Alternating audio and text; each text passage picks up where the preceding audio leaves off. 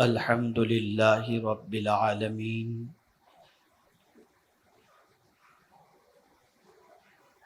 والعاقبۃ للمتقین والصلاۃ والسلام علی سید الانبیاء والمرسلین وعلی آلہ واصحابہ الطیبین الطاہرین اما بعد فاعوذ باللہ من الشیطان الرجیم بسم اللہ الرحمن الرحیم ان الذین قالوا ربنا اللہ ثم استقاموا تتنزل علیہم الملائکہ الا تخافوا ولا تحزنوا وَأَبْشِرُوا بِالْجَنَّةِ الَّتِي كُنْتُمْ تُوعَدُونَ صدق اللہ العظیم۔ قابل قدر علماء ذوی الاحترام، حاضرین بزم، السلام علیکم ورحمۃ اللہ وبرکاتہ۔ جس آیہ کریمہ کی تلاوت کا میں نے شرف حاصل کیا، اس سے متعلق کچھ معروضات پیش کرنے سے پہلے آقائے کریم رؤوف الرحیم علیہ التحیۃ والتسلیم کی بارگاہ بے کس پناہ میں جس طریقے سے میں پڑھاؤں، عقیدت و محبت میں ڈوب کر اسی طریقے سے درود و سلام کا نذرانہ پیش کریں۔ الصلاۃ والسلام علیک یا رسول اللہ، الصلاۃ والسلام علیک یا حبیب اللہ، الصلاۃ والسلام علیک یا نبی اللہ، الصلاۃ والسلام علیک یا نور اللہ، وعلی آلک واصحابک یا حبیب اللہ، صلی اللہ تعالی علیہ وسلم۔ میرے پیارے آقا صلی اللہ تعالی علیہ وسلم کے پیارے دیوانوں، مسلسل کئی راتوں سے آپ تاجدار کربلا امام علی مقام علی جدہ وعلیہ الصلاۃ والسلام کی بارگاہ اقدس میں خراج عقیدت کی محفل میں شریک ہو رہے ہیں، اور بہت ساری معلوماتی باتیں آپ نے سماعت فرما کر اپنے علم میں اضافہ فرمایا۔ میرے پیارے آقا صلی اللہ تعالی علیہ وسلم کے پیارے دیوانوں، دنیا کے ہر انسان کی ایک سچویشن ہوتی ہے، اور وہ یہ سچویشن ہوتی ہے کہ آدمی یہ جاننے کی کوشش کرتا ہے کہ یہ اتنی بڑی قربانی جو تاجدار کربلا امام حسین نے دی، تو اس قربانی کے پیچھے امام علی مقام علی جدہ وعلیہ الصلاۃ والسلام کا مقصد کیا تھا، اور ساتھ ہی ساتھ وہ کون سی چیز تھی جس نے امام علی مقام علی جدہ وعلیہ الصلاۃ والسلام کو اتنی بڑی قربانی پر آمادہ کیا۔ ہم لوگوں کی سچویشن یہ ہے کہ ہم آرام نہیں چھوڑ پاتے، چند ٹکے کا نفع نہیں چھوڑ پاتے، اور اللہ عز و جل کے دین کی خاطر چھوٹی سی قربانی اور اللہ کے فرمان پر عمل کرنے کے لیے بڑی قربانی، یہ ہم دینے سے قاصر نظر آتے ہیں۔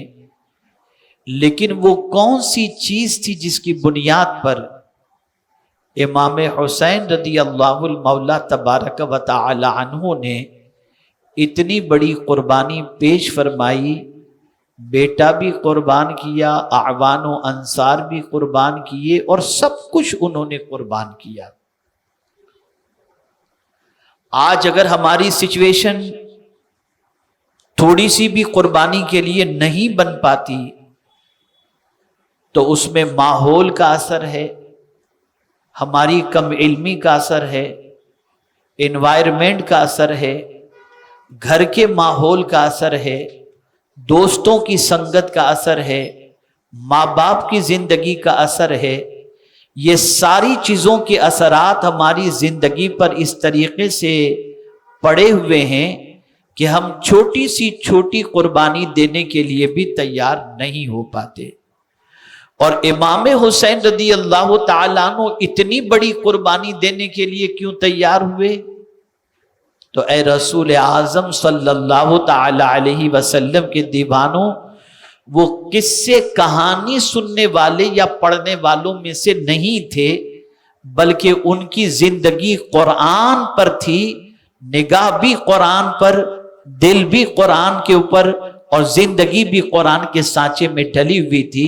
وہ اللہ کی کتاب کو اس اعتبار سے سمجھتے تھے اور مانتے تھے کہ یہ کتاب صرف برکت ہی کے لیے نہیں، پڑھنے ہی کے لیے نہیں، بلکہ اس کتاب کے نزول کا مقصد اللہ عز و جل نے خود بیان فرما دیا کہ وَهَذَا كِتَابٌ أَنزَلْنَاهُ مُبَارَكٌ فَاتَّبِعُوهُ وَاتَّقُوا لَعَلَّكُمْ تُرْحَمُونَ۔ یہ کتاب، اس کو ہم نے نازل کیا، یہ برکت والی کتاب ہے، اور اس کی پیروی کرو تاکہ اللہ تعالیٰ تم پر رحم و کرم کی بارشیں نازل فرمائے۔ پتہ چلا اللہ کی کتاب عمل کے لیے ہے، اللہ کی کتاب اپنی زندگی میں امپلیمنٹ کرنے کے لیے ہے، اللہ کی کتاب کے قانون کو اپنی زندگی میں نافذ کرنے کے لیے ہے۔ اب جب ہم امام حسین رضی اللہ تعالیٰ عنہ کی زندگی کو قرآن کی روشنی میں سمجھنے کی کوشش کرتے ہیں تو قربانی امام حسین کے لیے اتنی آسان کیوں نظر آ رہی ہے، اور سب کچھ لٹانا اتنا ایزی ان کے لیے کیوں تھا کہ بچے کی لاش پڑی ہوئی ہے، پھر بھی امام اپنی جگہ پر جبل استقامت بنے بیٹھے ہوئے ہیں، اسی طریقے سے پانی بند ہو چکا ہے، امام کے پیروں میں لغزش نہیں آتی۔ وہ کون سی چیز تھی جس نے امام حسین کو استقامت کے مظاہرے پر آمادہ فرمایا؟ تو میرے پیارے آقا صلی اللہ تعالی علیہ وسلم کے پیارے دیوانوں، اسی کو مجھے آج سمجھانا ہے۔ اگر آپ وہ بات سمجھ گئے تو میں یہ سمجھتا ہوں کہ تاجدار کربلا کا مقام اور ان کی عظمت بھی کسی حد تک آپ کے دل میں بیٹھ جائے گی۔ یقیناً امام حسین کی شہادت کے واقعات بیان کرنے میں کوئی مذائقے کی بات نہیں، تاجدار کربلا کی زندگی کے مختلف لمحات پر روشنی ڈالنا کوئی مذائقے کی بات نہیں، لیکن سچی بات تو یہ ہے کہ ہم امام حسین رضی اللہ تعالیٰ عنہ کی زندگی کو قرآن کی روشنی میں سمجھیں اور امام کا مقام قرآن کی روشنی میں سمجھیں، تاکہ ہم امام حسین رضی اللہ تعالیٰ عنہ کے نقش قدم پر چلنے کی جو دعا ہر رکعت کے اندر کرتے ہیں، ہمارے لیے وہ چلنا آسان ہو جائے۔ آپ کہیں گے کیا امام حسین رضی اللہ تعالیٰ عنہ کے نقش قدم پر چلنے کی دعا ہر رکعت میں ہم کرتے ہیں؟ تو میں کہوں گا ہاں، ہم دعا کرتے ہیں اہدنا الصراط المستقیم، ہم کو سیدھے راستے پر چلا، صراط الذین انعمت علیہم، ان کے راستے پر چلا جن پر تیرا انعام نازل ہوا۔ اب انعام کن پر نازل ہوا؟ جب ہم قرآن پڑھتے ہیں تو قرآن کہتا ہے انعم اللہ علیہم من النبیین والصدیقین والشہداء والصالحین، اللہ نے اپنا انعام انبیاء پر نازل فرمایا، صدیقین پر نازل فرمایا، شہداء پر نازل فرمایا، صالحین پر نازل فرمایا۔ گویا ہم ہر رکعت کے اندر اللہ کی بارگاہ میں یہ دعا کرتے ہیں، اے اللہ ہمیں انبیاء کے راستے پر چلا، صدیقین کے راستے پر چلا، شہداء کے راستے پر چلا، صالحین کے راستے پر چلا۔ یہ مسجد میں دعا کر کے باہر نکلتے ہیں اور ہمارا راستہ بدل جاتا ہے، اس لیے کہ ہمیں تو معلوم ہی نہیں کہ نبی کا راستہ کون سا ہے، ہمیں تو معلوم ہی نہیں صدیقین کا راستہ کون سا ہے، ہمیں تو معلوم ہی نہیں شہداء کا راستہ کون سا ہے، ہمیں تو معلوم ہی نہیں صالحین کا راستہ کون سا ہے۔ ہماری سچویشن تو یہ بن گئی جو سیریل راستہ بتائے، جو سرمایہ دار راستہ بتائیں، جو ہیرو ہیروئن راستہ بتائیں، ان راستوں پر آج کا مسلمان چلتا ہوا تو دکھائی دیتا ہے، لیکن مسجد میں دعا کرتا ہے ہر رکعت میں کہ اے اللہ انبیاء کے راستے پر چلا، صدیقین کے راستے پر چلا، شہداء کے راستے پر چلا، صالحین کے راستے پر چلا، لیکن راستے کا کچھ پتہ ہے ہی نہیں۔ میں آج امام حسین کا راستہ آپ کو بتانا چاہوں گا، تاجدار کربلا کی زندگی کا وہ گوشہ آپ کے سامنے اجاگر کرنے کی سعادت حاصل کروں گا کہ جس راستے پر چلنے کے بعد موت کے وقت کوئی خوف نہیں ہوگا اور قیامت کے سلسلے میں کوئی غم نہیں ہوگا۔ میرے پیارے آقا صلی اللہ تعالی علیہ وسلم کے پیارے دیوانوں، اسی کو تھوڑا سا سمجھو اور دل و دماغ کو حاضر رکھو۔ اب آپ دیکھیں میرے پیارے آقا صلی اللہ تعالی علیہ وسلم کے پیارے دیوانوں، قرآن کہتا ہے ان الذین قالوا ربنا اللہ، جنہوں نے کہا، کیا کہا؟ ربنا اللہ، ہمارا رب اللہ ہے۔ کیا کہا؟ بولیے، ہمارا رب اللہ ہے۔ ثم استقاموا، پھر اس پر قائم رہے۔ اب اس کا نتیجہ کیا ہوگا یہ میں بعد میں بتاؤں گا، لیکن جن لوگوں نے کہا اللہ ہمارا رب ہے، پھر اس پر قائم رہے۔ اب ایک سوال میں آپ سے پوچھنا چاہوں گا کہ اگر میں آپ سے پوچھوں کہ رب کا مطلب کیا ہوتا ہے، رب کا معنی کیا ہوتا ہے؟ یہ جو آج قدم پھسل جاتے ہیں نا، تھوڑے سے سکوں پر آدمی کے قدم پھسل جاتے ہیں، تھوڑے سے معاملے پر آدمی کے قدم پھسل جاتے ہیں، اس کی وجہ سب سے بڑی یہ ہے کہ وہ رب کا معنی جانتے ہی نہیں۔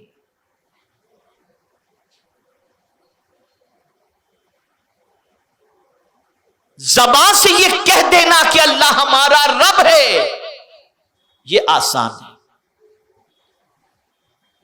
لیکن اس پر قائم رہنا یہ بہت ڈیفیکلٹ ہے۔ اسی لیے ڈاکٹر اقبال نے کہا یہ شہادت گہے الفت میں قدم رکھنا ہے، لوگ آسان سمجھتے ہیں مسلمان ہونا، یہ معمولی چیز نہیں ہے۔ رب کسے کہتے ہیں، رب کا معنی کیا ہوتا ہے، رب کا مفہوم کیا ہے؟ عالم ارواح میں ابھی ایک انسان بھی پیدا نہیں ہوا، حضرت آدم علیہ الصلاۃ والتسلیم بھی پیدا نہیں ہوئے۔ عالم ارواح میں پروردگار نے سب کی روحوں کو جمع کر کے ایک کوشچن کیا، ایک سوال کیا، الست بربکم، ساری روحوں سے سوال کیا گیا، کیا میں تمہارا رب نہیں؟ تو سب سے پہلے مصطفیٰ جان رحمت صلی اللہ علیہ وسلم کی روح مقدس نے فرمایا، عرض کیا، بلا یقیناً تو ہمارا رب ہے۔ اور آپ کی اقتدا میں ساری روحوں نے کہا بلا یقیناً تو ہمارا رب ہے۔ انسان کے وجود سے پہلے عالم ارواح کے اجتماع میں اللہ رب العزت نے ساری روحوں سے پوچھا تھا، کیا میں تمہارا رب نہیں؟ تو سب نے کہا، ساری روحوں نے کہا یقیناً تو ہمارا رب ہے۔ اب رب کسے کہتے ہیں؟ رب کا معنی کیا ہوتا ہے اس کو سمجھو تو قدم ڈگمگیں گے نہیں، استقامت کا جذبہ پیدا ہوگا۔ رب کا معنی ہوتا ہے پالنے والا۔ کیا معنی ہوتا ہے؟ کئی معنی ہے، پالنے والا بھی معنی ہوتا ہے، مالک بھی اس کا معنی ہوتا ہے، حاکم بھی اس کا معنی ہوتا ہے، لیکن زیادہ تر جو معنی مراد لیا جاتا ہے وہ پالنے والے کے اعتبار سے، کہ رب کے معنی ہوتا ہے پالنے والا۔ اب وہ پالنے والا صرف انسان کا نہیں ہے۔ الحمدللہ رب العالمین، جتنے بھی عالم ہیں سب کا پالنے والا اللہ ہے۔ انسان کا پالنے والا بھی اللہ، جانور کا پالنے والا بھی اللہ، شجر و حجر کا پالنے والا بھی اللہ، چرند و پرند کا پالنے والا بھی اللہ، سب کا پالنے والا اللہ ہے۔ سب کو وہی پالا، سب کی وہی پرورش کر رہا ہے، کوئی اور پرورش نہیں کرتا، اللہ پرورش کر رہا ہے، اللہ پالتا ہے۔ اور اس کے پالنے کی شان بھی بڑی نرالی ہے، ایسی نرالی ہے کہ کوئی کہیں بھی ہو میرا مولا وہاں اس کی پرورش فرماتا ہے۔ ذات ایک ہے، پالتا ساری کائنات کو ہے، سارے عالم کو ہے۔ جس کو جیسی ضرورت اس کے مطابق اس کی پرورش اور اس کی غذا اس تک پہنچا دی جاتی ہے۔ مچھلی کی غذا سمندر میں پہنچ جاتی ہے، چونٹی کی غذا بل میں پہنچ جاتی ہے، جانور کی غذا اس کو مل جاتی ہے، ہر ایک کی غذا میرا مولا اس تک پہنچا دیتا ہے، یہاں تک کہ قرآن مقدس میں رب قدیر نے فرمایا یعلم مستقرہا ومستودعہا، اللہ جانتا ہے کون کہاں پر ہے، جو جہاں ہے میرا مولا اس کی غذا وہاں تک پہنچا دیتا ہے۔ وہ ایسا پالنے والا ہے۔ آپ صرف اپنے بارے میں سوچیں نا، اپنے بارے میں سوچیں، جب گوشت کے لوتھڑے کی حیثیت سے ماں کے شکم میں تھے، کون پال رہا تھا ہمیں اندر؟ ماں کے پیٹ میں ہماری پرورش کرنے والا کون تھا؟ تو اس پیٹ میں بھی پالنے والا اللہ تھا۔ آپ ذرا سوچو، پالنے کے لیے بھی جو جو چیزوں کی ضرورت ہے وہ ساری چیزوں کے خزانے اللہ ہی کے پاس ہیں۔ قرآن کہتا ہے وَإِن مِّن شَيْءٍ إِلَّا عِندَنَا خَزَائِنُ، اللہ فرماتا ہے ہر چیز کا خزانہ میرے پاس ہے۔ اچھا، پرورش کے لیے جس چیز کی جتنی ضرورت اسی مقدار میں مولا عطا فرماتا ہے، جس چیز کی جتنی ضرورت۔ آپ دیکھیں تو سب سے پہلے جینے کے لیے انسان کو غذا کی ضرورت ہے، تو غذا اسی اعتبار سے اللہ عز و جل نے پیدا فرمائی۔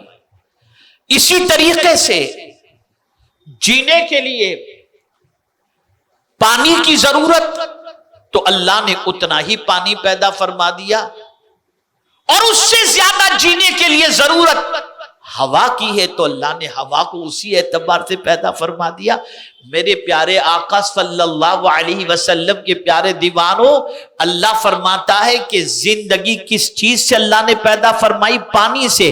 وَجَعَلْنَا مِنَ الْمَاءِ كُلَّ شَيْءٍ حَيٍّ افلا یؤمنون، ہم نے ہر چیز کی زندگی پانی سے بنائی، کیا پھر بھی تم ایمان نہیں لاتے؟ پانی ہی کے ذریعے انسان کی زندگی ہے۔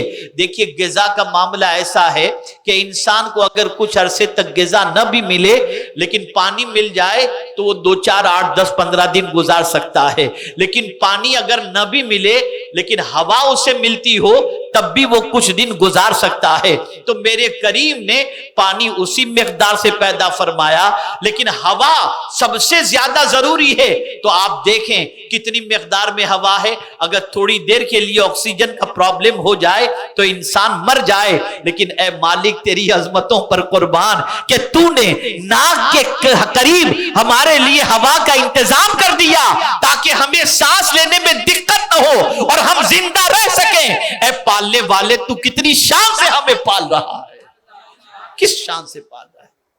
اسے سہل الاصول بنا دیا، سہل الحصول بنا دیا، آسان سے آسان۔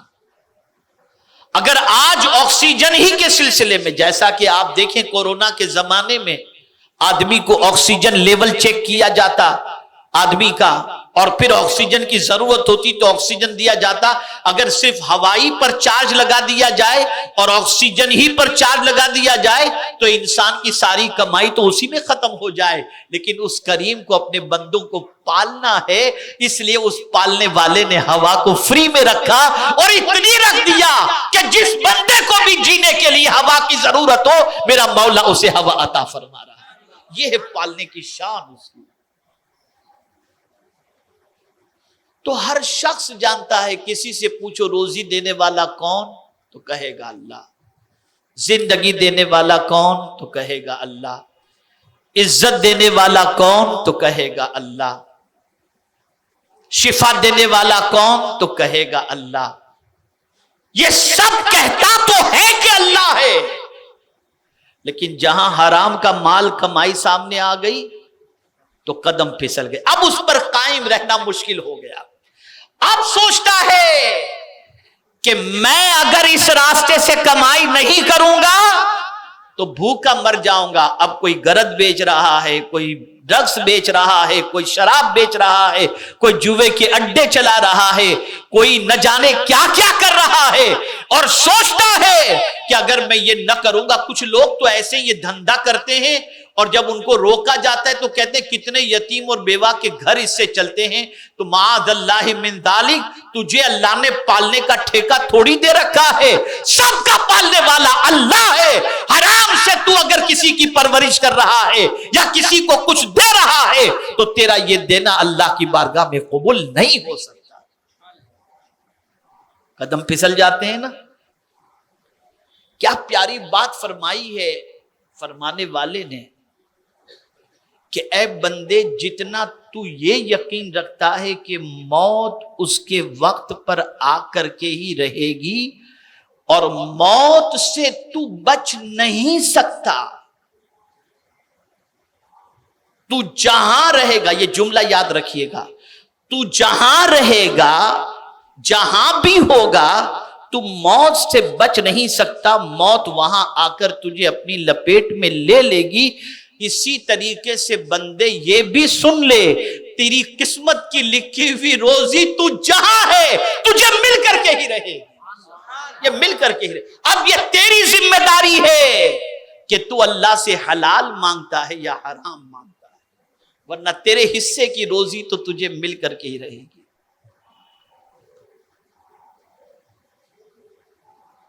اب ربنا اللہ کہنے کے بعد اللہ ہمارا رب ہے، اگر اس پر قائم رہنے والوں کو تلاش کرو تو میں یہ سمجھتا ہوں کہ لاکھوں کروڑوں میں ایک پورا قائم رہنے والا شاید مل جائے، ورنہ قدم ڈگمگا جاتی ہے، قدم ڈگمگا جاتی ہے۔ اب قائم رہنے سے کیا مراد؟ جیسا کہ قرآن میں فرمایا ان الذین قالوا ربنا اللہ ثم استقاموا، جنہوں نے کہا اللہ ہمارا رب ہے پھر اس پر قائم رہے۔ تو قائم رہنے سے کیا مراد ہے؟ اس پر صدیق اکبر، فاروق اعظم، عثمان غنی، مولا علی رضی اللہ تعالی عنہم کا کیا ارشاد ہے اور انہوں نے اس سے کیا مراد لیا، میں اس کے بارے میں آپ کی سماعتوں کے حوالے صدیق اکبر رضی اللہ تعالی عنہ سے دریافت کیا گیا کہ استقامت کسے کہتے ہیں؟ یعنی یہ کہنا کہ اللہ ہمارا رب ہے اور پھر اس پر جم جانا، قائم رہنا، اس سے کیا مراد ہے؟ اس سے کیا مراد ہے؟ تو سیدنا صدیق اکبر رضی اللہ تعالیٰ عنہ نے فرمایا کہ اس سے مراد یہ ہے کہ اللہ تعالیٰ کے ساتھ کسی کو شریک نہ کرے کہ کوئی دوسرا بھی ہمارا پالنے والا ہے، نہیں، اللہ کے ساتھ کسی کو شریک نہ کرے، اللہ ہی ہمارا پالنے والا ہے۔ یہ عقیدہ رکھے، یہ یقین رکھے۔ میرے پیارے آقا صلی اللہ تعالی علیہ وسلم کے پیارے دیوانوں،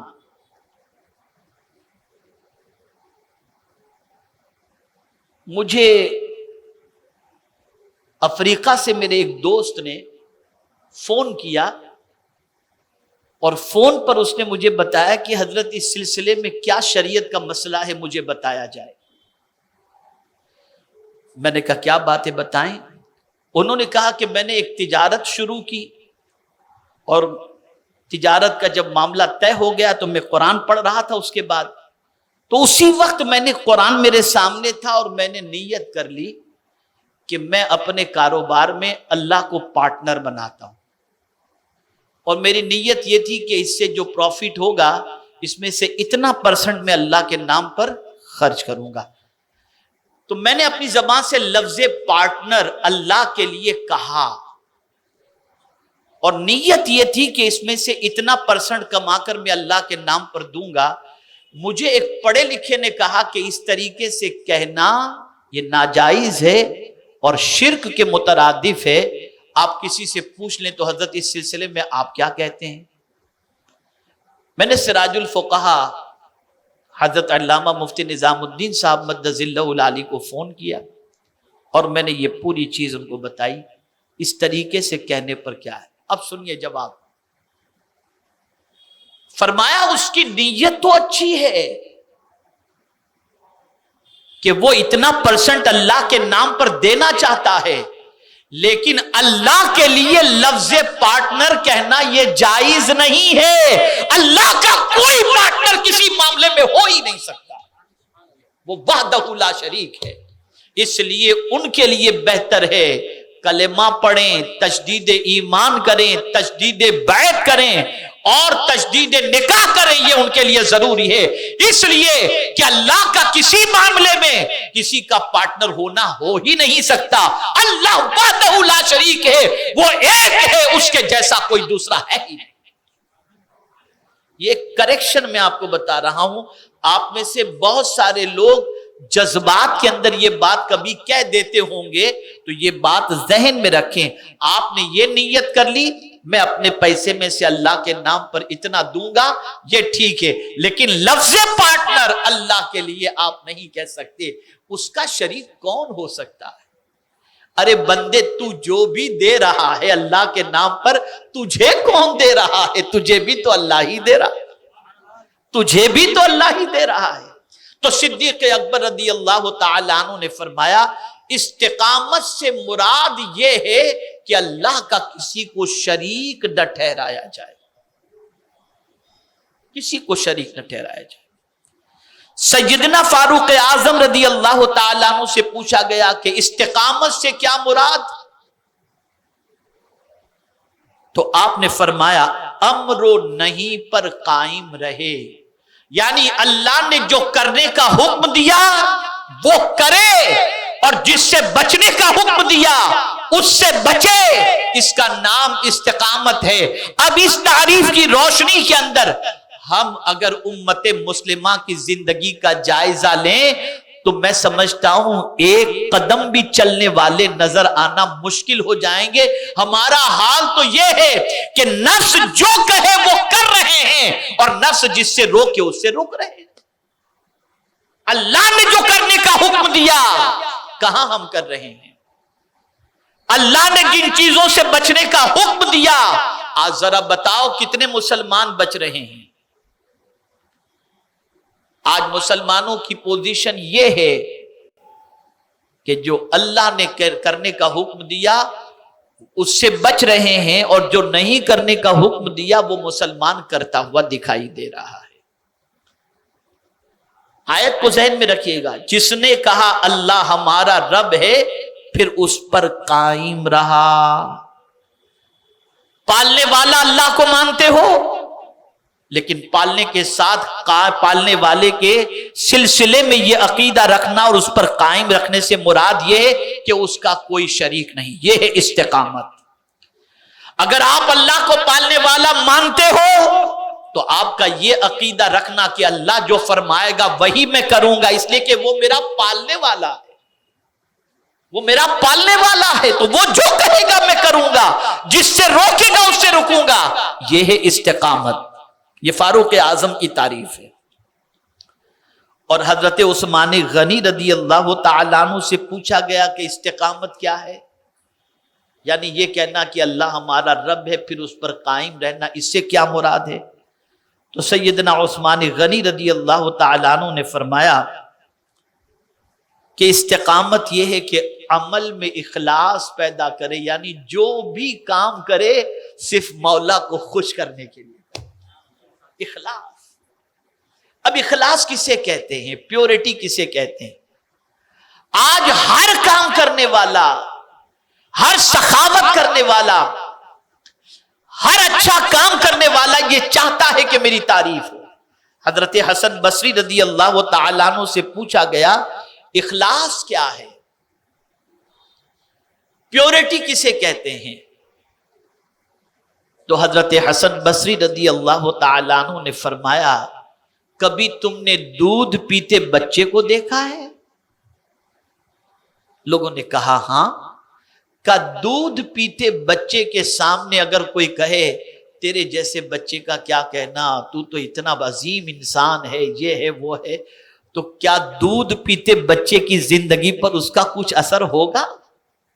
آپ دودھ پیتے بچے کی تعریف کریں گے تو دودھ پیتے بچے کی تعریف کرنے پر دودھ پیتے بچے کی زندگی پر کوئی اثر ہوگا؟ بچہ کچھ سمجھتا ہی نہیں۔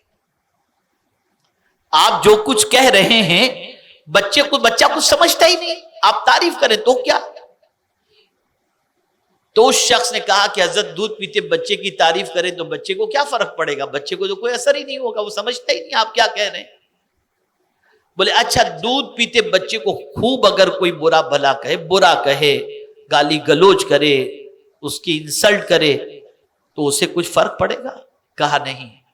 تو فرماتے ہیں اخلاص اس کا نام ہے کہ کوئی تمہاری تعریف کرے یا کوئی تمہاری برائی کرے تم اس کی پرواہ نہ کرو، تم یہ سوچو میرا مولا کس میں خوش ہے، بس تم یہ کرتے چلے جاؤ، اس کو کہتے ہیں اخلاص۔ آج تو اگر تھوڑی سی کوئی تعریف نہ کرے، نام نہ لے تو آدمی سوچتا ہے کہ، بلکہ ایسے بھی معاملات ہوتے ہیں پوسٹر میں میرا نام نیچے کیوں آ گیا، اس کا نام اوپر کیوں آ گیا، مجھے وہاں کیوں بٹھایا اس کو یہاں کیوں بٹھایا، العیاذ باللہ۔ مدینہ شریف کی بات ایک میں آپ کے سامنے رکھوں۔ ایک صاحب صحن مسجد میں نماز پڑھ رہے تھے، میں نے کہا اندر پڑھ لیتے، کہا نہیں بہت سارے لوگ ملنے ملانے والے آتے ہیں، مجھے باہر نماز پڑھتے دیکھ کر یہاں رک جائیں گے تاکہ میری ان سے ملاقات۔ تو میں نے کہا یا اللہ، گنبد خضرا کے سامنے بھی انسان کا خیال آ رہا، یہ حال بن چکا۔ تو حضرت عثمان غنی رضی اللہ تعالیٰ عنہ فرماتے ہیں استقامت یہ ہے کہ جو پالنے والا ہے اسی کی خوشی کے لیے تم کام کرو۔ اور سن لو، دنیا خوش ہوگی، تعریف کرے گی، القاب دے گی، اور مولا خوش ہوگا تو دنیا بھی سنور جائے گی اور آخرت بھی سنور جائے گی۔ اور قرآن کہتا ہے وَرِضْوَانٌ مِّنَ اللَّهِ اکبر، اللہ کی خوشی سب سے بڑی خوشی ہے۔ تو استقامت یہ ہے کہ جس کو تم پالنے والا کہتے ہو اس پالنے والے کی خوشی کے لیے تمہارا کام کرنا، جو بھی کام کرو، جتنی بھی نیکیاں کرو اس کی رضا کے لیے کرو کہ مولا تو راضی ہو جا، تو خوش ہو جا۔ اب مولا علی کرم اللہ تعالی وجہہ الکریم نے استقامت کی کیا تعریف فرمائی؟ حضرت علی رضی اللہ المولا تبارک و تعالی عنہ نے فرمایا استقامت یہ ہے کہ فرائض ادا کرے، اب فرائض سے ایک نئی چیز میں آج آپ کو بتانے والا ہوں۔ فرائض سے مراد صرف پنج وقتہ نماز، روزہ، حج اور زکوٰۃ ہی نہیں ہے، یہی فرائض نہیں، بلکہ حدیث مبارکہ میں اور بھی چیزوں کو فرائض کے اندر شامل کیا گیا۔ طلب العلم فریضۃ علی کل مسلم، علم حاصل کرنا ہر مسلمان پر فرض ہے۔ اسی طریقے سے حلال روزی کمانا یہ بھی ہر مسلمان پر فرض ہے۔ فرائض کے اندر، اہم الفرائض کے اندر حلال روزی کمانا بھی شامل ہے۔ تو مولا علی کرم اللہ تعالی وجہہ الکریم فرماتے ہیں استقامت یہ ہے کہ فرائض ادا کرے۔ میں آخر میں جب امام کی زندگی آپ کے سامنے پیش کروں گا تو آپ کو سمجھ میں آ جائے گا کہ امام حسین کی نظر میں یہ آیت کتنی اہم تھی اور کس طریقے سے امام نے اس پر عمل کر کے بتایا۔ یہ یاد رکھیں، ہمارے یہاں کیا ہے کہ صرف واقعات وغیرہ پر اکتفا کر لیا جاتا ہے اور یہ ساری باتیں کہی جاتی ہیں۔ واقعات اپنی جگہ پر ہیں، لیکن اتنا سستا امام کی قربانی کو نہ سمجھو۔ آپ ذرا سوچو، آپ بھی انسان ہو، بہت ساروں کے بچوں کی تکلیف ہوتی ہے، آدمی حرام کی طرف بڑھ جاتا، لیکن وہاں بچے کی لاش پڑی ہے، امام کا قدم نہیں ڈگمگاتا۔ جمے ہوئے امام، وہ کون سی چیز تھی جس نے امام حسین کے پائے استقامت میں لغزش نہیں کی؟ وہ کون سی چیز تھی جس نے امام حسین رضی اللہ تعالیٰ عنہ کو حق کا علم بردار بنا دیا؟ وہ کون سی چیز تھی جس نے امام حسین رضی اللہ تعالیٰ عنہ کو اس طریقے سے جری بنا دیا اور بے باک بنا دیا؟ اتنی قوت کہاں سے آئی تھی؟ یہ قوت تھی قرآن پر عمل کرنے کی قوت تھی، اللہ کی کتاب پر۔ اس لیے یاد رکھنا، یہ شہادت گہے الفت میں قدم رکھنا ہے۔ لوگ آسان سمجھتے ہیں مسلمان ہونا، جب اللہ کو رب مانتے ہو تو اتنا آسان نہیں ہے اللہ کو رب مان کر اس پر قائم رہنا۔ یہ وہی قائم رہ سکتا ہے جس پر میرے مولا کا خصوصی کرم ہو جائے۔ اور یہ استقامت کی 4 تعریفیں میں نے آپ کے سامنے رکھی۔ اب اسی کے ساتھ ساتھ وضاحت کرتے ہوئے صدر الافاضل علامہ سید نعیم الدین مراد آبادی رحمت اللہ تعالی علیہ فرماتے ہیں، اور استقامت کے معنی میں یہ بھی کہا گیا کہ اللہ کے امر کو بجا لائے اور معاصی سے بچے۔ اب اگر کوئی شخص اس طریقے سے ڈٹ گیا کہ جو استقامت کی تعریف کی کام کر رہا ہے اللہ کی رضا کے لیے، فرائض ادا کر رہا ہے، اللہ کا کسی کو شریک نہیں ٹھہرا رہا، اللہ کے حکم پر عمل کر رہا ہے، اور اللہ نے جن چیزوں سے روکا اس سے بچ رہا ہے، تو اب میرے مولا کی طرف سے اس کا انعام بتایا جا رہا ہے۔ تتنزل علیہم الملائکہ الا تخافوا ولا تحزنوا وَأَبْشِرُوا بِالْجَنَّةِ الَّتِي كُنْتُمْ تُوعَدُونَ۔ مولا فرماتا ہے کہ ان پر فرشتے اترتے ہیں، یعنی جو اللہ کو رب مان کر اس پر قائم رہا، اس پر کون اترتا ہے؟ بولیے، فرشتے اترتے ہیں۔ اور اتر کر کیا کرتے ہیں؟ کیا پروں میں ڈاک لیتے؟ کیا کہتے ہیں ذرا سنو، تاکہ امام کی عظمت سمجھ میں آئے کہ 22,000 کے لشکر کے سامنے ڈٹے ہوئے تھے امام۔ کیوں؟ تو اب یہ قرآن بتا رہا ہے، فرشتے اترتے ہیں اور کیا کہتے ہیں؟ نہ ڈرو، نہ ڈرو۔ یہ فرشتے کہتے ہیں، جو دین پر قائم رہتا ہے اس کو فرشتے کہتے ہیں۔ اللہ تخافوا، نہ ڈرو، ولا تحزنوا، اور نہ غم کرو۔ اب نہ ڈرو اور غم نہ کرو، یہ کس وقت کہتے ہیں؟ کون سے لمحات میں کہتے ہیں؟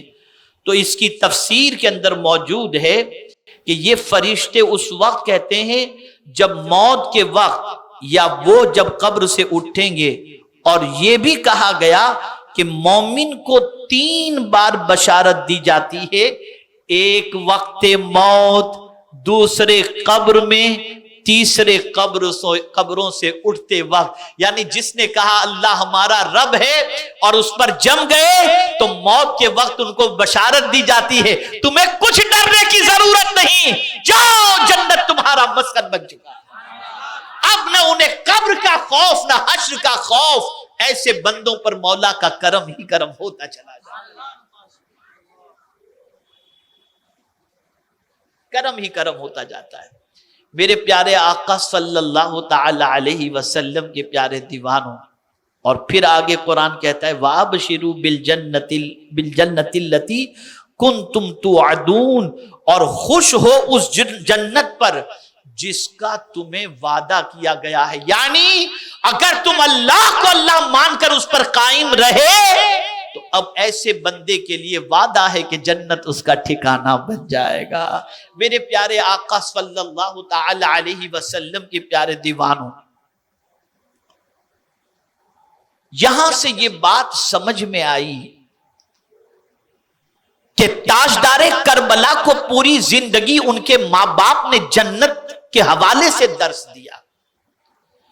ایسے ماحول میں انہوں نے پرورش پائی جس ماحول کے اندر اللہ کی رضا سکھائی گئی، جس ماحول کے اندر قرآن پر عمل کرنا سکھایا گیا. ایسا انوائرمنٹ کریٹ کیا گیا تھا جس انوائرمنٹ کے اندر صرف اللہ عز و جل کی نافرمانی سے بچنا اور اللہ کے فرمان پر عمل کرنا سکھایا گیا تھا. ہمارا معاشرہ تو پہلے گھر ہی سے دیکھ لیں، باہر چھوڑیے، گھر ہی سے دیکھ لیں. ماں جھوٹ بولتی نظر آئے گی، باپ جھوٹ بولتا نظر آئے گا، رشتہ دار جھوٹ بولتے نظر آئیں گے، قبیلہ جھوٹ بولتا نظر آئے گا. پوری پرورش ہی اس قسم کی ہوتی ہے. باپ نماز چھوڑتا نظر آئے گا، ماں نماز چھوڑتی نظر آئے گی، گانا بج رہا ہوگا، غزلیں چل رہی ہوں گی، آوارگی چل رہی ہوگی، بے حیائیاں چل رہی ہوں گی، یہ سب کچھ چل رہا ہے. جب ایسے ماحول میں کسی کی پرورش ہو تو پھر اس کے قدم پھسل جاتے ہیں اور حرام کی طرف بڑھ جاتے ہیں. لیکن جس کی پرورش ایسی ماں کی آغوش میں ہو، جو ماں عشاء کی نماز پڑھ کر کے پھر پہلا سجدہ کرے تو سجدہ ہی اتنا طویل ہو جائے کہ فجر کی اذان کی آواز آئے، اور جو ماں اپنے رب کی بارگاہ میں کہے کہ مولا تو نے اتنی چھوٹی رات کیسے بنائی کہ جی بھر کر میں تیرا سجدہ بھی ادا نہیں کر سکتی. جب ماں ایسی ہو تو بیٹا حسین پیدا ہوتا ہے، تب حسین پیدا ہوتا ہے. آنکھ کھلتی تو ماں کو تلاوت کرتے دیکھتے، آنکھ کھلتی باپ کو اللہ کی اطاعت کرتے دیکھتے. جب یہ کیفیت بچوں نے اپنے ماں باپ کی دیکھی، اور پھر کیا کہنا، پرورش کسی اور نے نہیں کی، جس کو مزکی بنا کر اللہ نے بھیجا تھا اس رسول نے اپنے نواسے کی پرورش فرمائی. اور پرورش میں کس چیز کا سب سے زیادہ خیال رکھا، اس کو بھی ذہن میں رکھیں. حرام سے کتنا بچایا، حرام سے. صدقے کی کھجور صرف ایک مرتبہ، صدقے کی کھجور کا ڈھیر پڑا ہوا تھا. امام حسین بڑے بچے تھے، چھوٹے تھے، کھجور اٹھائی اور جیسے ہی منہ میں رکھی رسول اعظم صلی اللہ علیہ وسلم نے فوراً نکلوائی اور فرمایا بیٹے یہ صدقے کی کھجور ہے، اہل بیت کے لیے یہ جائز نہیں ہے. ایسی پرورش. اور آج عورتیں کہتی ہیں کہیں سے بھی کماؤ، چاہے حلال ہو یا حرام، ہمیں تو مال سے مطلب. معاشرہ پورا بدکتا ہوا نظر آتا ہے، بہکتا ہوا نظر آتا ہے، اور حرام حلال کی تمیز ہمارے معاشرے سے اٹھتی چلی جاتی ہے. تو یاد رکھیں، قرآن کہتا ہے، یہ کہہ دینا تو بہت آسان ہے کہ اللہ ہمارا رب ہے، لیکن اس پر قائم رہنا یہ ہر کسی کی بات نہیں. اب جو لوگ کہتے ہیں کیا وجہ ہے کہ ہم پر رحمتوں کا نزول نہیں ہوتا، میں کہتا ہوں جتنا ہوتا ہے اس کے لائق بھی ہم نہیں ہیں، اس کے لائق بھی ہم نہیں. اب کچھ لوگوں کی پوزیشن قرآن نے بیان کی، تھوڑا استقامت سمجھا دوں تاکہ آپ سمجھیں. اب دوسری آیت لے لیجیے آپ. لوگوں میں کچھ لوگ کیسے ہوتے ہیں؟ قرآن کہتا ہے، میں اس لیے قرآن سے آپ کو سمجھا رہا ہوں تاکہ آپ کو سمجھ میں آئے کہ جس کتاب کے حوالے سے آپ کا ایمان ہے کہ یہ اللہ کی کتاب ہے، اس کتاب کے سلسلے میں آپ کا یہ بھی عقیدہ ہو کہ اس کتاب نے دنیا میں موجود جتنی بھی قسم کے انسان موجود ہیں سب کو قرآن نے بتا دیا، سب کو بتا دیا. اور جب تم کسی کو قرآن کی روشنی میں سمجھو گے دھوکہ نہیں کھاؤ گے. اب کچھ کوالٹی کو میں آپ کو ایک کوالٹی بتا رہا ہوں. قرآن کہتا ہے وَمِنَ النَّاسِ مَن يَعْبُدُ اللَّهَ عَلَى حَرْفٍ فَإِنْ أَصَابَهُ خَيْرٌ اطْمَئَنَّ بِهِ وَإِنْ أَصَابَتْهُ فِتْنَةٌ انقلب عَلَى وَجْهِهِ خَسِرَ الدُّنْيَا وَالْآخِرَةَ ذَلِكَ هُوَ الْخُسْرَانُ الْمُبِينُ. ذرا اس آیت کی روشنی میں تھوڑا سا اپنے آپ کو اور اپنی فکر کو اور اپنی طبیعت کو سمجھنے کی کوشش کرنا. کیا کہہ رہا ہے قرآن؟ قرآن کہتا ہے اور کچھ آدمی اللہ کی بندگی ایک کنارے پر کرتے ہیں، ڈسٹینس پر. آج مسلمان کہے بھائی زیادہ دین بین کی بات مت کرو یار، ہم 5 وقتہ پڑھتے ہیں اتنا ہی کافی ہے، کہتے ہیں نا.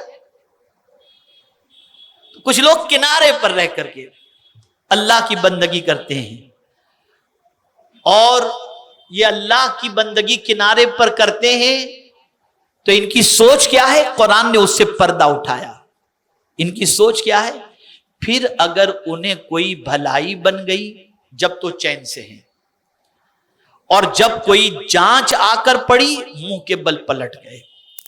یعنی ان کی سچویشن ایسی ہے کہ اگر وہ بندگی کر رہے ہیں اور انہیں کچھ فائدہ پہنچ رہا ہے تب تو کہتے ہیں یار یہ بہت اچھا ہے، ہم بندگی کرتے رہیں گے. لیکن بندگی کرنے کے باوجود اگر کوئی آنچ آ گئی، اللہ کی طرف سے امتحان آ گیا، اس لیے کہ ذرا جانچا جائے کہ بندہ ثابت قدم رہتا ہے یا نہیں، بندہ پلٹ جاتا ہے. مثال کے طور پر بہت سارے لوگ کہتے ہیں یار مولانا آپ نے بتایا 5 وقتہ نماز پڑھو اور چاشت پڑھو، اشراق پڑھو، یہ سب ہم کر رہے ہیں، لیکن مولانا کچھ ہوتا نہیں، ہم نے تو 1 مہینہ کر لیا، اب ہم سے نہیں ہوتا، پٹ گیا معاملہ، ختم. اور کچھ لوگ ایسے ہیں جو کنارے پر کھڑے نہیں ہوتے اللہ کی بندگی کرتے ہوئے. ان کی پوزیشن یہ ہوتی ہے کہ مصیبت آئے یا راحت آئے اللہ عز و جل کی بندگی کو وہ چھوڑتے نہیں ہیں، وہ اس میں لگے رہتے ہیں. تو آج اگر مسلمانوں کی زندگی کا جائزہ لیا جائے، بڑی معذرت کے ساتھ عرض کر رہا ہوں، ایسی جگہوں پر اور ایسے کام کی طرف آج کا مسلمان بڑھ رہا ہے، اس کو اوراد و وظائف، عبادت، تلاوت یہ بتائی جائے اور اس کے بعد بھی اگر اس کی زندگی میں کوئی تبدیلی نہیں آتی تو بہت سارے حرام عملیات، سفلی، جادو، ٹونے اس کی طرف بڑھ جاتے ہیں اور اس کے ذریعے اپنا کام کرانے کی کوشش کرتے ہیں اور خود کو کہتے ہیں کہ مسلمان. یہ معاشرے میں ہو رہا ہے، یہ معاشرے میں ہو رہا ہے. تو قرآن کہتا ہے جب کوئی آنچ آ کر پڑی منہ کے بل پلٹ گئے. اور صحابہ کی زندگی کو دیکھو تو قربان جائیے، حضرت بلال رضی اللہ المولا تبارک و تعالی عنہ، جن کو اسلام پر وہ استقامت کا مظاہرہ انہوں نے کیا، تو گرم ریت پر گھسیٹا گیا، برف کی سیلیں رکھی گئیں، اتنی اذیتیں انہیں دی گئیں، جسم نڈھال تھا، لیکن باوجود اس کے ان کی زبان پر ایک ہی چیز تھی، احد احد احد، میرا رب ایک ہے، میرا رب ایک ہے، میرا رب ایک ہے. اور ہمارے یہاں قدم پھسل جاتے ہیں، جہاں آنچ آئی قدم پھسلے تو کنارے پر کھڑے ہوتے ہیں. اب ان کے لیے کیا ہے؟ اور اگر وظیفہ کیا، نیک راستے پر چلے اور کوئی تکلیف نہیں آئی، تب تو اس راستے پر رہیں گے، ہاں ہاں یہ بہت ٹھیک ہے، ابھی کوئی پرابلم نہیں. جیسے ابھی بعض باطل فرقے ہیں، ارے یار میں یہ کر رہا تھا مجھے کچھ نہیں ملا اس لیے وہاں چلا گیا، وہاں سے کسی نے پیسے کی لالچ دی وہاں چلے گئے، وہاں سے پیسے کی لالچ دی وہاں چلے گئے، وہ اتنا مالدار کیسے، ادھر یہ کیوں ہے، ادھر یہ کیوں ہے، ادھر یہ کیوں ہے۔ خدا کے بندو کنارے پر رہ کر کے عبادت مت کرو، اللہ کو جب رب مانے ہو تو قائم رہو، پھر آج آئے یا چین آئے جو کچھ بھی ہے اللہ کی طرف سے ہے، قائم رہو اس پر۔ تو اب اگر کوئی شخص کنارے پر کھڑے رہ کر بندگی کرتا ہے اور راحت پہنچی تو بندگی کر رہا ہے، اور اگر تکلیف آئی تو اسلام چھوڑ رہا ہے، اس کے لیے کیا ہے؟ تو قرآن نے کہا دنیا اور آخرت دونوں کا گھاٹا یہی ہے صریح نقصان۔ اگر تم نقصان سمجھتے ہو تو یہی سب سے بڑا نقصان ہے کہ دنیا میں بھی اس کے لیے گھاٹا ہے اور آخرت میں بھی گھاٹا ہے۔ میرے پیارے آقا صلی اللہ تعالی علیہ وسلم کے پیارے دیوانوں، تو یہاں سے یہ بات سمجھ میں آئی کہ بندگی جب اللہ کی کرو تو پھر تمہیں نقصان ملے، آزمائش ملے کہ چین ملے، بس اتنا سوچنا ہے ہمارا رب اللہ ہے جو ہمیں پالتا ہے، ہمیں اسی کی بندگی کرنا ہے۔ امام حسین رضی اللہ تعالیٰ عنہ کے ساتھ کیا ہوا؟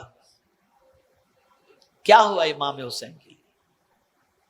جس راہ پر تھے امام، ہٹانے کے لیے پہلے لالچ دی گئی، حسین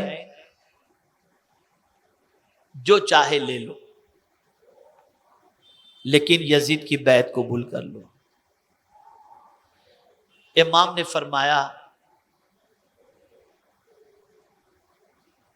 کہ مجھے یزید کی بیعت منظور نہیں، کرنی ہوتی تو پہلے ہی کر لیتا۔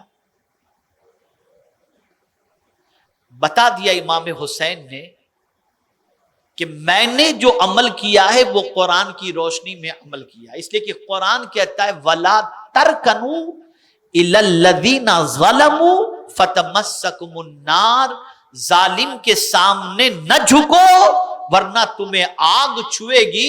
یزید سب سے بڑا ظالم ہے، میں اس کے ہاتھ میں ہاتھ نہیں دے سکتا۔ کیا امام کو نہیں معلوم تھا کہ آزمائش کتنی سخت ہوگی؟ پانی بند کر دیا گیا۔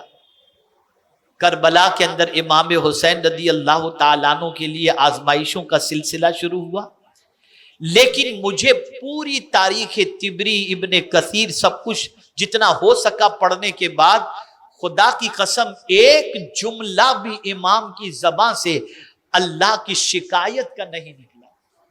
آج 5 وقت کی نماز کوئی پڑھ لے اور تکلیف آئے تو بندہ کہتا ہے میں نمازی ہوں پھر بھی اتنی تکلیف، وہ شرابی ہے اسے کوئی تکلیف نہیں۔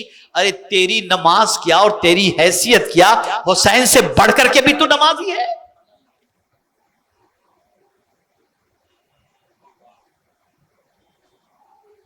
لیکن تکلیف کا وہ کون سا مرحلہ ہے جو کربلا سے نہیں گزرا؟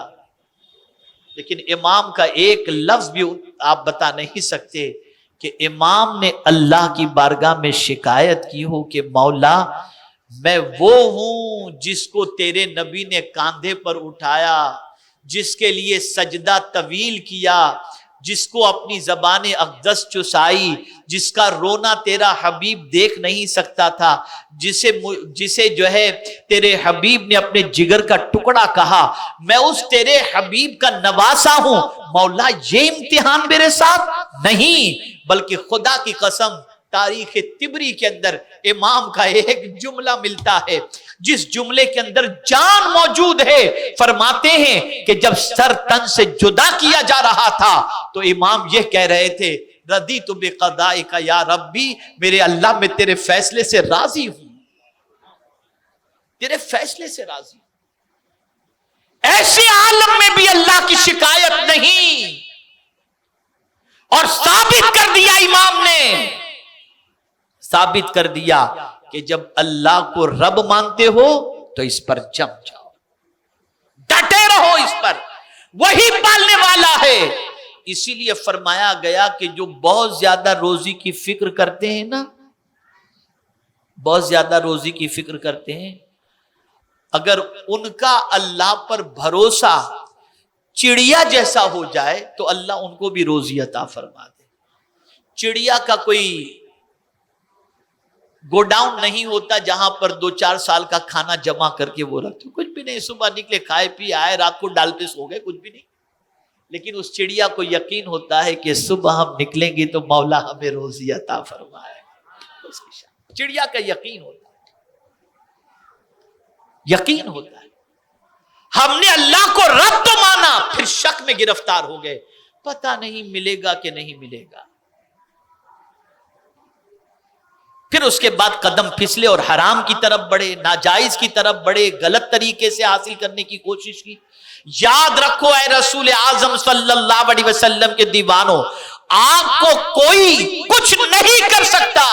जो कुछ होगा अल्लाह की तरफ से होगा, और अल्लाह की तरफ से जो भी मिल जाए, मौला जिसमें तू राजी उसमें हम राजी, ये कैफियत होनी चाहिए। तो कुरान ने कहा जब कोई अल्लाह को अपना रब मान कर उस पर जम जाता है, तो कुरान कहता है कि ऐसे बंदे पर फरिश्ते उतरते हैं, और उतर कर फरिश्ते क्या करते हैं, कहते हैं अल्लाह तखाफू, डरो नहीं, वला तहजनू, और गम न करो, वाबशिरू बिल जन्नति लती कुंतुम तुअदून, और जन्नत की बशारत देते हैं, और कहते हैं उस जन्नत की बशारत जिसका तुमसे वादा किया गया था।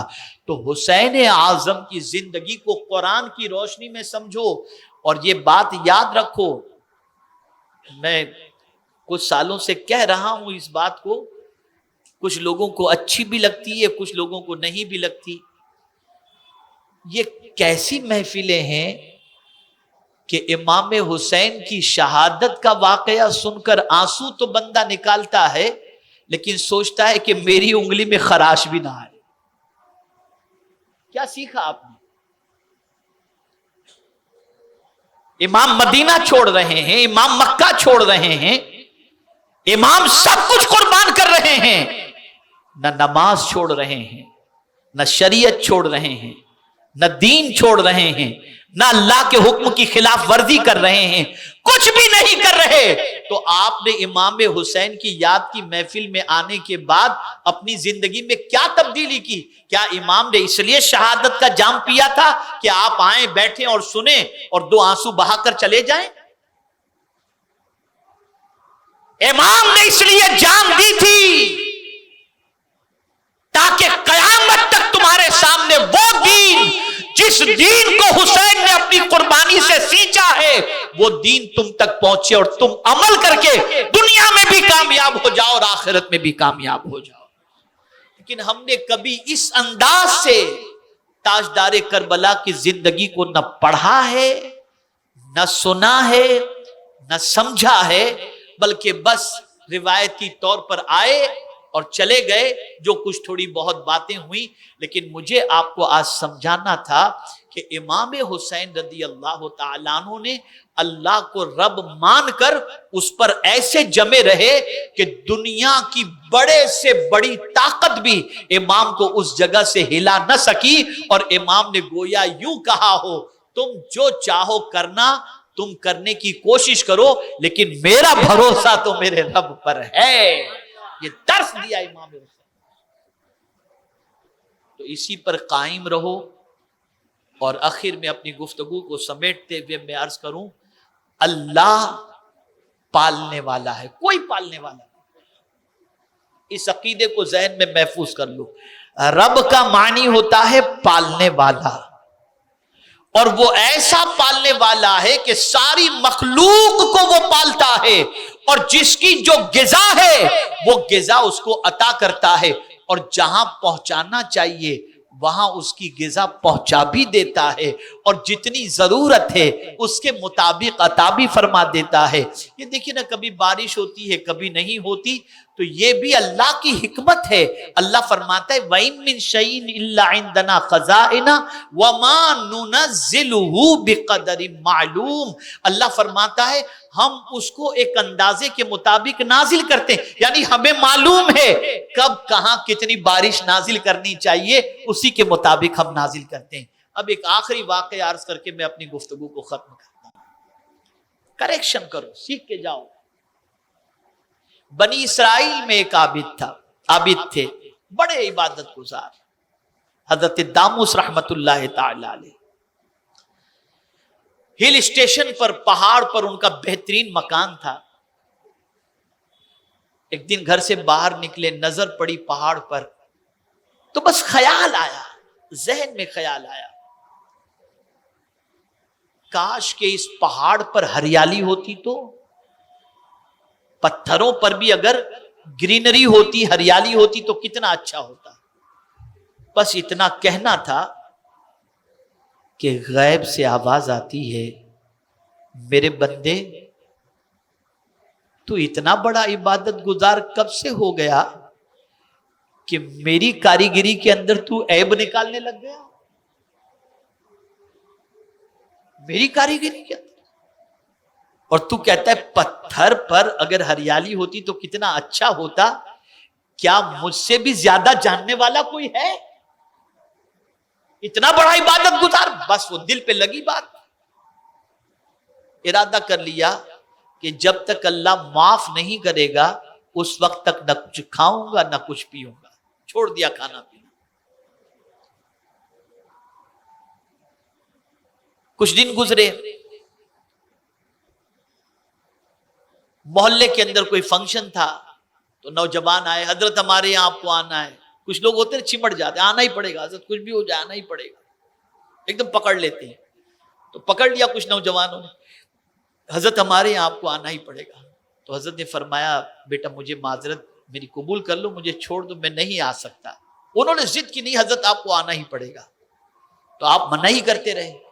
تو ایک نوجوان تھا، کہا اچھا حضرت مجھے یہ بتا دیجئے کہ آپ جو فرما رہے ہیں کہ میں نہیں آؤں گا اس کی وجہ کیا ہے، کوئی ہم سے غلطی ہو گئی؟ تو آپ نے اس نوجوان سے فرمایا غلطی تو نہیں ہوئی، معاملہ بس صرف اتنا ہے کہ میں نے اپنی زبان سے اس قسم کی بات کہہ دی تھی جس سے میرے مولا نے مجھے تنبیہ فرمائی، تو میں نے اپنے مولا سے معافی کے پروانے کے حصول کے لیے کھانا پینا چھوڑ دیا تاکہ مولا مجھے معاف فرما دے۔ تو بعض نوجوان ہوتے ہیں اپنے یہاں بھی ایسے ہیں، ارے حضرت اتنی سی بات پر آپ ٹینشن لے لیے، آپ فکر نہیں کریں، اللہ کا جتنا عذاب آئے گا ہم سب آپس میں تقسیم کر لیں گے۔ کہنے والوں نے کہہ دیا، نوجوانوں نے، من چلوں نے، آج بھی کہتے ہیں بہت سارے لوگ، من چلوں نے کہہ دیا، فوراً ندا آئی اللہ کی طرف سے، داموس علاقہ چھوڑ دو۔ جو لوگ میرے عذاب کو بہت ہلکا سمجھ رہے ہیں نا، میں تھوڑی دیر میں ان پر عذاب نازل کرنے والا ہوں، تم نکل جاؤ یہاں سے۔ اے رسول اعظم صلی اللہ تعالی علیہ وسلم کے دیوانوں، یہاں سے یہ بات سمجھ میں آئی، فعل الحکیم لا یخلو عن الحکمہ، وہ بارش نازل بھی کرتا ہے تو اس کی حکمت ہے، وہ روکتا ہے تو بھی اس کی حکمت ہے، وہ دیتا ہے تو بھی اس کی حکمت ہے، وہ روکتا ہے تو بھی اس کی حکمت ہے۔ اس طریقے سے اس کی حکمت تک ہماری سوچ اور ہماری عقل کی رسائی نہیں جاتی، اس لیے زبان کے استعمال کے سلسلے میں ہمیشہ اللہ سے ڈرا کرو، اور ایسے کلمات اپنی زبان سے نہ نکالو جس سے اللہ عز و جل کے عذاب میں گرفتار ہو جاؤ، اور اس کا شکوہ اور اس کی کاریگری کے اندر کوئی عیب نکالنے کی کوشش کبھی نہ کرنا۔ وہ جو کرتا ہے بہتر کرتا ہے۔ اب آپ سوچیں، امام حسین رضی اللہ تعالیٰ عنہ نے کربلا میں جان دے دی،